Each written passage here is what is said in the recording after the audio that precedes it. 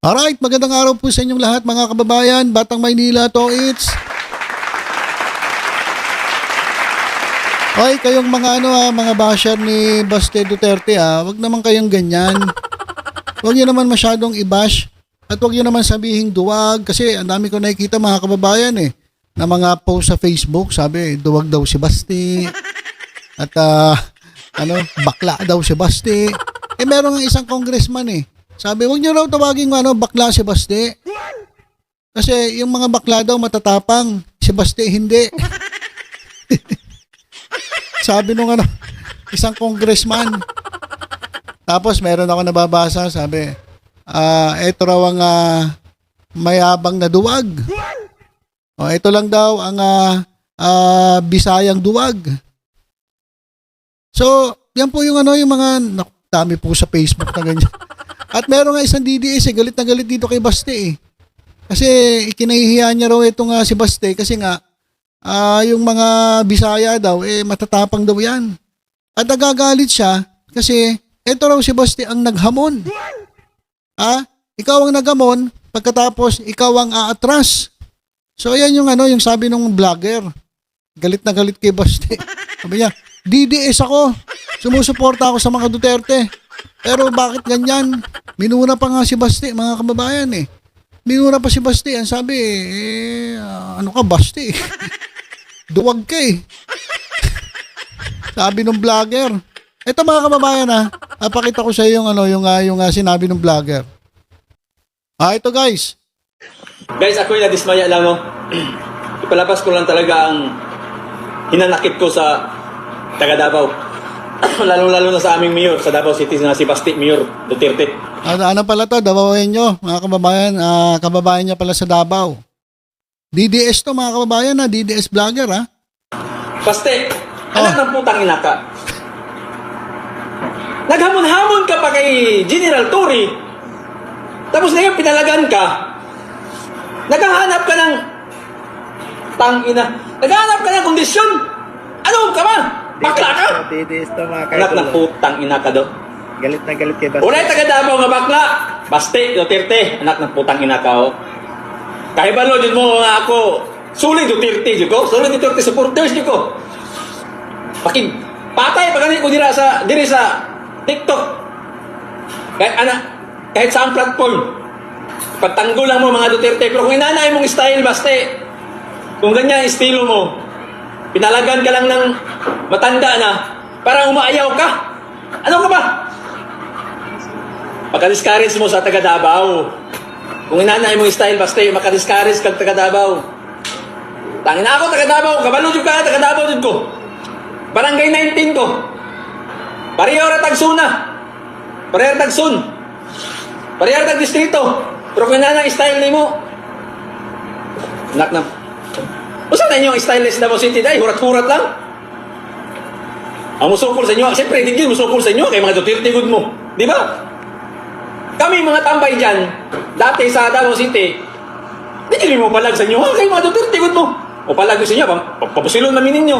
Ya karon nakita na jud na Ngagamon-hamon ka kay General Torre, gipalagan ka, dili ka. Kalawan man yung bataan Yun sa man pag naunay. Abi ako isog ka kay taga Davao. Wala taga Davao nga talawan Baste, uy, nung sanay ka? Makasuya man ka, makasuya ka ba? Kung na style mo Baste, ayaw na lang pag mayor sa Davao City, di gapon minimo masulbad. Di gapon minimo masagang. Mga katawhan sa Davao City, di gapon mo panaladdan. Kung na talawan man day ka. Mayor man day ka hurat. Ako naglabot ko si mga ba? Ako pa, pauli ako dabi. Kaya ako magsubagay ng Torre. Talawan man yung bataan Sayang ang tato ni mo. Saan na yung tato? Pambakla. Ay, pag-undang mo Undang-undang na lang mo mga Duterte sa inyong political career, O yung mga inungdan, ginana lang. Okay. So, mga kababayan, galit na galit DDS supporter taga Davao pa. Ka-zone pa. Ka-distrito pa ni Baste Duterte. Galit na galit sa kanya. Dahil hindi daw duwag, bakla ang mga Davaoenyo. Naghahamon-hamon ka pagkatapos aatras ka. Galit na galit yung DDS Galit na galit yung DDS supporter, mga kababayan, eh. Grabe. Diba kung ano-ano sinasabi, hindi na natin naintindihan yung iba kasi nagbisaya na eh. Pero kitang-kita dito, eh galit na galit siya kay kay Baste Duterte. Eh paano hindi magagalit? Eh ano nga, eh naghamon-hamon tapos hindi naman pala papalag kapag pinalagan. So sabi pa niya, duwag daw. Galit na galit. Ano ba yan, Baste? Ang dami na nagagalit eh. Baste Duterte dahil dito siya nangyari. Pero mga kababayan eto. Merong palusot si Baste Duterte. Bago na namang palusot. May bago na namang palusot si Baste Duterte. Ito, sabi niya. Hindi naman kita hinamon. Sinabi ko talaga, pag nagsuntukan tayo, bubugbog kita. Hindi kita hinamon, tanga. Yan. Nagpalusot na. Hindi naman pala niya daw hinamon si Tore. Hindi naman daw niya hinamon. Ang sabi lang daw niya, kapag nagsuntukan silang dalawa ni Tore, mabubugbog niya si Tore. Pero hindi naman daw siya naghamon. So nagyabang lang. Ay mga kababayan, sabi ni Baste Duterte, hindi naman daw siya naghamon. Nagyabang lang. Sabi niya, kung magsusuntukan tayong dalawa, sigurado mabubugbog kita. So ang sabi niya, hindi kita hinamon. Sinabihan pantanga si Tore. Sinabihan pantanga si Tore. Wala talaga to. Mayabang lang talaga to. So ang ginawa niya, hindi po siya naghamon. Ang ginawa niya, yung sinabi niya, ay pagyayabang lang. Nagyabang lang. Kasi sabi niya, kung nabugbugan tayo, sigurado, mayayari ka sa akin. Kapag nagsuntukan tayo, gulpi sarado ka, bugbog ka sa akin. Pero hindi kita hinamon. Ano yun? Nagyabang lang pala, mga kababayan. Nagyabang lang pala. Hindi pala naghamon. Sinabihan pa tanga si kasalanan pa ni Tore. Yung reporter lang naman nagtanong kay Tore. Ginawa lang niya reaction ni Nicolas Torre, ni PNP Chief. Nadamay pa tuloy si Tore. Naging tanga pa si Tore. Grabe talaga. Ito, tuloy natin. You're just as stupid as the journalist that asked you. Okay, so ayun mga kababayan. Hindi naman pala daw naghamon. Hindi naman pala niya hinamon si Tore. Nagyabang lang mga kababayan. Nagyabang lang. Ewan ko kung paano niya nasabi na kapag nagsuntukan sila ni Tore, bubugbugin niya. Parang parang sinabi niya lang. Dapat, kay Baste Duterte, kahit hindi mo hinamon si General Torre, ganito na lang. Patunayan mo na lang yung sinabi mo. Total, nagyayabang ka eh. Sabi mo, kapag nagsuntukan kayo, ay bubugbugin mo si Torre. Di yun na lang. Ganun na lang ang mangyari. Patunayan mo na kaya mo ngang bugbugin si Torre. Okay, sabihin na natin na hindi ka naghamon kasi wala ka naman talagang sinabing paghahamon eh. Hindi mo naman sinabi, Torre, hinahamon kita ng suntukan. Wala ka naman talagang sinabing ganon. Sige, pagbigyan. Pagbigyan ka na namin, wala kang sinabing ganon. Pero, total sinabi mo na kung magsusuntukan kayo, ay bubugbugin mo si Torre. Ganun na lang. Patunayan mo na lang na kaya mong gawin yung sinasabi mo. Ayan nakalusot ka na dun sa isa. Sige na nga. Payag na kami na hindi ka talaga naghamon. Pero yun na lang. Acting Mayor Baste Duterte. Yun na lang. Patunayan mo na lang na kaya mong bugbugin si Torre kasi sabi mo naman kapag nagsuntukan, mabubugbog mo. Etong si PNP Chief. Yun na lang. Sige, lusot ka na rin sa hindi ka naghamon.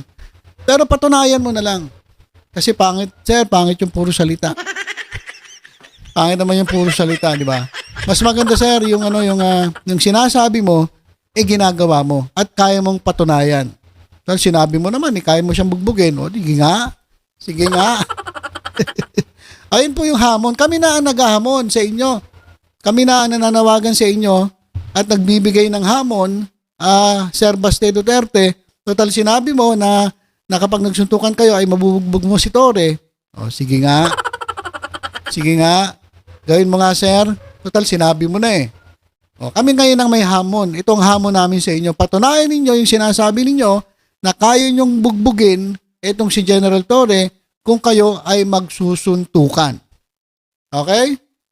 Okay na kami ron. Nakalusot ka na. Hindi ka naghahamon. Kaya yung vlogger na galit sa'yo, ayan. O yan. Doon sa vlogger, huwag ka na magalit kay Baste kasi hindi naman daw siya naghamon. Pero yun lang. Tayo ngayon ang may hamon. Total, nagsalita ka. Sabi mo, kaya mong bugbugin, gulpihin itong si General Torre. Patunayan mo na lang, sir. Aabangan namin na gagawin mo yung sinabi mo. At patunayan mo na kaya mong ang bugbugin itong unggoy na sinasabi mo. Kasi sabi niya, unggoy daw si General Torre. Ay, abang ng lait pa eh. Grabe talaga. O patunayan mo na lang, sir, na kaya mong gawin yung sinabi mo na kapag nagsuntukan kayo ay bubugbugin mo lang itong si General Torre. Ay lang, sir, kami na ang naghahamon. Kami na ang may hamon sa inyo. Okay? Hindi na po si Torre. Kami na po, ang taong bayan. Total, sinabi mo naman na yan, bubugbugin mo siya. Eh, patunayan nyo na lang na kaya nyong gawin yung sinabi ninyo. Alright? O yan, nakalusot ka na. Lusot ka na rin sa paghahamon. Eh, gawin mo na lang. Patunayan mo na lang na kaya mo yung sinabi ninyo. Yun lang po muna mga kababayan. Linggo raw hindi tuloy. Kasi ano raw, sabi ni Baste, itong linggo may gagawin siya, family day daw. Unahin niya yung kanyang pamilya. Sige, pagbigyan natin. Pwede daw siyang Monday, Tuesday, Wednesday, Thursday, Friday, and pwede. So tingnan natin kung mamumove yung schedule. Pero yung si Rendon Labrador, umayaw na eh. Kasi paiba-iba raw yung schedule. Ayaw niya raw ng ganon. Dapat Sunday, kung Sunday. Eh ayaw ni Basti may gagawin daw siya. So Monday, Tuesday. Abangan natin mga kababayan yung update dito. Kung matutuloy pa ito o hindi na, o puro yabang lang. Pwede naman daw siya Basti sa ibang araw. Wag lang daw linggo kasi family day. Pagbigyan na natin. Para sa pamilya daw yun eh. So, yun na lang, sir. Patunayan mo na kaya mong gawin yung sinabi mo na kapag nagsuntukan kayo ay gugulpihin mo lang itong si General Torre. Abangan po namin yan, sir. Abangan po namin. Sana po tuparin ninyo o patunayan ninyo yung inyong sinabi. Okay, so yun lang po muna mga kababayan. Tutok-tutok lang po dito sa Batang Maynila. Toy sa iba pang updates. Ingat po tayong lahat. God bless po.